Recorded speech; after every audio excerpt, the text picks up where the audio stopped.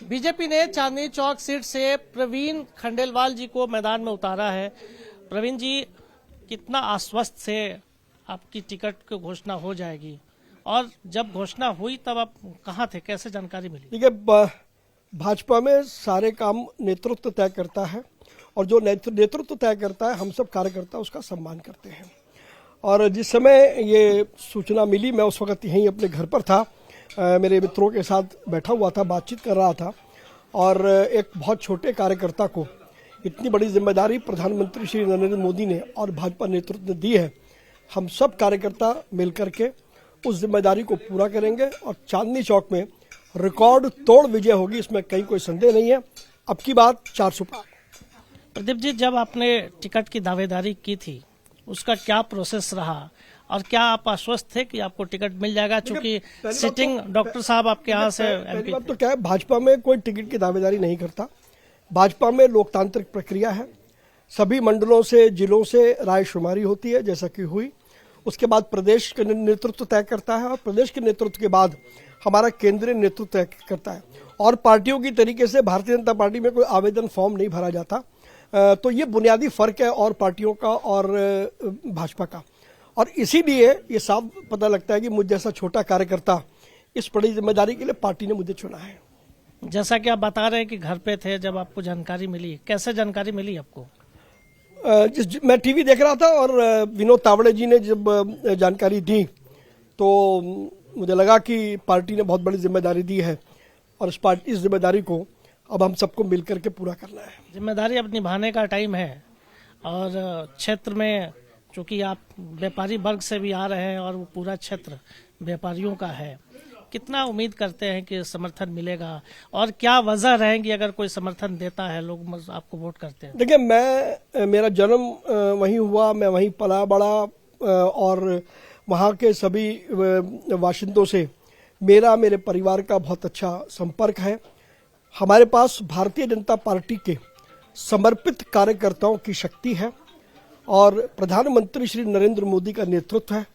इस कारण से कोई अंदेशा इस बात का नहीं है। इसीलिए मैं विश्वासपूर्वक कह सकता हूं कि हम चुनाव जीतने जा रहे हैं। क्या पार्टी ने टिकट बदला है, इसका कोई असर आपको दिख रहा है? देखिए, भारतीय जनता पार्टी अनुशासित कार्यकर्ताओं की पार्टी है, और जो भी नेतृत्व तय करता है हम सब कार्यकर्ता उसका सम्मान करते हैं, और इसमें कहीं इस प्रकार का कोई वो नहीं है। आज जिम्मेवारी इस कार्यकर्ता को मिली, कल दूसरे को मिली। जहाँ तक डॉक्टर हर्षवर्धन जी का सवाल है, वो हमारे नेता हैं, वो सीनियर लीडर हैं, और उनके मार्गदर्शन में और उनके नेतृत्व में हम इस चुनाव को लड़ने वाले हैं। क्या उन्होंने बधाई दी आपको? हाँ, क्यों नहीं बधाई दी है। सभी कार्यकर्ता, पूरे सब कार्यकर्ता जितने भी हैं, चाहे वो किन्हीं पदों पर हों, वो सब मुझे बधाई दे रहे हैं। वो मुझे बधाई नहीं दे रहे, वो संगठन को बधाई दे रहे हैं। इसी प्रकार से देश भर से हमारा जो पूरा व्यापारी संगठन है वो बहुत खुश है। अलग अलग शहरों में पटाखे फोड़े गए हैं, इस प्रकार की बातें हुई हैं। तो निश्चित रूप से पूरे देश का व्यापारी इस सीट पर लगेगा, और उसके साथ साथ देश का पूरा व्यापारी भारतीय जनता पार्टी के साथ जैसे पहले साथ था, इस बार और अधिक मजबूती से साथ में रहेगा, और प्रधानमंत्री श्री मोदी के विजन को हम घर घर तक लेकर के जाने वाले हैं। दिल्ली में अलायंस भी हो चुका है, हालांकि बहुत अभी आपकी सीट पे अनाउंसमेंट नहीं हुआ है। बात तो आप समझ लें, वो अलायंस नहीं है, वो दो विभिन्न विचारधाराओं का नापाक गठजोड़ है जो किसी भी तरीके से सत्ता हथियाना चाहता है। ये इतिहास गवाह है कि वो पहले एक दूसरे को कोसा करते हैं, फिर उसके बाद जब उनको लगा कि दाल नहीं गलेगी तो दोनों ने हाथ मिला लिया। ये किस प्रकार का गठबंधन है? यहाँ पर गठबंधन करना है, पंजाब में अलग अलग चुनाव लड़ रहे हैं, उसके अलावा और राज्यों में अलग अलग चुनाव लड़ रहे हैं। ऐसा ये गठबंधन नहीं है। ये चोर चोर मौसेरे भाई वाला फार्मूला है कि जहां तेरी चले वहां तू ले ले, जहां मेरी चले मैं ले लूं।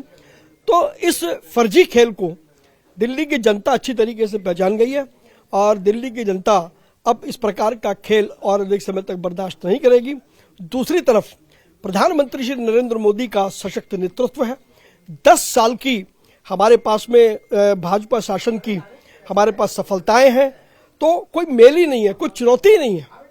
अगर मुद्दों की बात करें तो आपके क्षेत्र के क्या बड़े मुद्दे होंगे जिसको लेकर आप क्षेत्र में जाएंगे जनता के बीच? ये जब हम कल से हम क्षेत्र में जाना शुरू करेंगे और उस प्रकार से अलग अलग मुद्दे अलग अलग आएंगे, क्योंकि ये जो क्षेत्र है ये अपने आप में बड़ा ऐतिहासिक क्षेत्र है और एक गली की समस्या दूसरी गली की नहीं है, दूसरी की समस्या तीसरी गली की नहीं है। तो जब लोगों से संपर्क होगा तो उनकी समस्याएं कुछ तो पहले से पता है, कुछ हमारे नेतृत्व ने तय कर रखा है और कुछ समस्याएं जब हम बाजार में जाएंगे तो वहां से हमको मिलेगा। लेकिन मैं आपको एक बात दावे से कह सकता हूं कि चाहे वो व्यापारी हो, चाहे वो रिहायशी वाले लोग हों या किसी भी वर्ग के लोग हों, हर एक की एक एक समस्या का समाधान होगा। और हम कोई कमरों में बैठने वाले लोग नहीं है। मेरे ताऊ जी सतीश खंडेलवाल जी, इतिहास है, वो सीताराम बाजार में पटरी पर बैठा करते थे और जीतने के बाद मैं भी पटरी पर ही बैठने वाला हूं, मैं किसी कमरे में जाने वाला नहीं हूं। आप अलायंस को भले ही चुनौती ना मानते हो, लेकिन अलायंस की तरफ से 7 सीट जीतने का दावा किया जा रहा है। देखिए, सपने देखने में किसी को भी नहीं रोका जा सकता। सपने तो वो प्रधानमंत्री बनने के भी देखते हैं, तो लेकिन ऐसे व्यक्तियों का पर्दाफाश हो चुका है और निश्चित रूप से दिल्ली की जो जनता है वो इतनी मूर्ख नहीं है कि वो इन लोगों के बहकावे में आ जाए। तो इसलिए कोई ये ठगबंधन, गठबंधन, गठजोड़, वटजोड़, इनका कोई अस्तित्व ही नहीं है। पार्टी ने आज 5 सीटों का ऐलान किया है, जिसमें से सिर्फ मनोज तिवारी का एक पुराना चेहरा रिपीट किया गया, बाकी सभी लोग नए हैं। इसका लगता नहीं कि असर पड़ेगा? सकारात्मक असर पड़ेगा। और अगर नेतृत्व ने फैसला किया है तो नेतृत्व ने उन सारी चीजों को सोचा होगा, समझा होगा और हम जैसा कार्यकर्ता नेतृत्व के निर्णय पर का हमें तो सम्मान करना है। और आप देखेंगे कि इस प्रकार की पहल से दिल्ली में 7 सीटें भाजपा जीतने वाली है और पहले दिन से इस प्रकार का माहौल आपको दिल्ली में दिखाई देगा, कल से दिखाई देगा। बहुत बहुत धन्यवाद इंडिया टीवी से बात करने के लिए। कैमरा पर्सन जगदीश कुमार के साथ संजय शाह, इंडिया टीवी, दिल्ली।